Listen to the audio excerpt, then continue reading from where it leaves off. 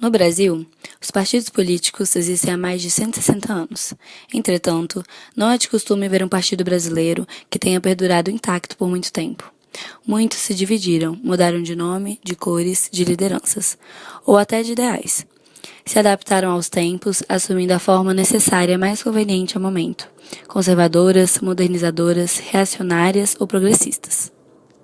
No período imperial, a política girava em torno de dois partidos, os conservadores e os liberais. Os conservadores defendiam a permanência da monarquia, do regime escravocrata e da mínima liberdade às províncias. Já os liberais queriam parlamentarismo, mais autonomia às províncias e também eram escravocratas, ainda que a favor da sua gradativa diminuição. O voto era rarefeito, hierárquico e baseado em critérios censitários, de acordo com a Lei Saraiva. E os conflitos ideológicos eram pouquíssimos, pois os dois partidos representavam a mesma classe social, a dos ricos e a dos grandes proprietários. Com a proclamação da República, em 1889, surgiram vários partidos regionais, cada um defendendo os interesses de sua província. Nesse período, se destacaram os partidos republicanos paulista, PRP, e o mineiro, PRM, que se revezavam na prática tão conhecida como café com leite. Outras táticas que eram utilizadas nesse período eram o coronelismo, o curral eleitoral e o voto de cabresto, entre outras. No sul do país se destacaram os partidos PFR, o conhecido como Marragatos, e o PRR, conhecido como Pica-Paus. Os Marragatos defendiam o federalismo e o parlamentarismo e eram identificados por usarem um lenço da cor vermelha. Já os Pica-Paus defendiam a ideia de que o Estado era superior às classes sociais e que deveria haver uma hierarquização da sociedade. Os dois partidos eram inimigos ferrenhos e trataram duas guerras civis no estado do Rio Grande do Sul. A Revolução Federalista, que é retratada no livro O Tempo e o Vento, de Érico Veríssimo, e a Revolução de 23. No começo do século XX, após a Primeira Guerra Mundial, o surgimento de ideologias extremistas ao redor do mundo não era incomum. E no Brasil não foi diferente. Porém, foram dois os que mais se destacaram. O PCB, Partido Comunista Brasileiro, que é o partido mais antigo do país, com 92 anos, cujo principal líder era Luiz Carlos Prestes. E o AIB, Ação Integralista Brasileira, que era inspirado nos ideais fascistas italianos. Durante o Estado Novo, período que foi do ano de 1937 até o ano de 1945, todos os partidos políticos foram totalmente proibidos, somente entrando na legalidade com a redemocratização, em 1945.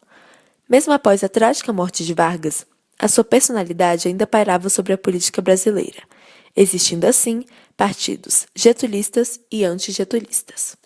Os principais partidos getulistas eram o PSD, que elegeu Dutra e Kubitschek e concentrava as alas mais conservadoras, aliadas do governo de Vargas e seguia os ideais da social-democracia. E o PTB, que tinha grande parte do apoio dos trabalhadores urbanos e defendia as reformas agrária, universitária e urbana. E elegeu Jango, que era vice-presidente de Jânio Quadros, e assumiu o governo após a sua renúncia. E o principal partido antigetulista era o UDN, União Democrática Nacional, fundada em 1945, que tinha orientação de extrema-direita. Reunia antigos políticos de oposição a Getúlio Vargas, representantes de oligarquias antigas, donos de grandes latifúndios e coronéis. Eram favoráveis à entrada de capital externo e radicalmente contrários a qualquer forma de reforma agrária ou política popular.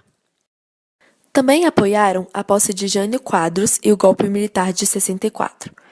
Em 1966, foi estabelecido o Ato Institucional número 2, abolia novamente a existência de qualquer partido político brasileiro e permitia somente a existência de dois, a Arena, Aliança Libertadora Nacional, e o MDB, Movimento Democrático Brasileiro, formando o bipartidarismo.